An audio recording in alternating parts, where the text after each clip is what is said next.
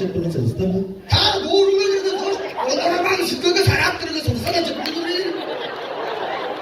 Yok. Ha. Ondormanı da çorsun. Hanım. Şudur ama da bu da presidente.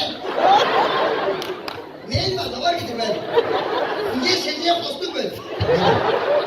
Ondormanı çorsun. O yemin ucunda da betüçü çıkada. Senin bolcak bununla bolyanalır mı çok olur? Kalın da bolcak bununla. O bolyanal benim bazı yerip atmayacağım.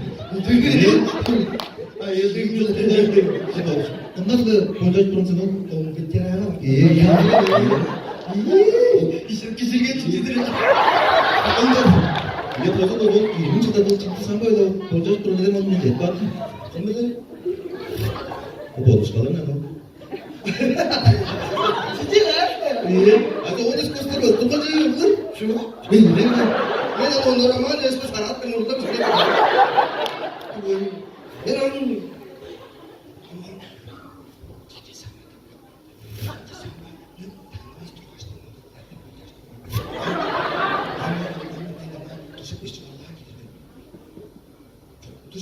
через хлебник он так.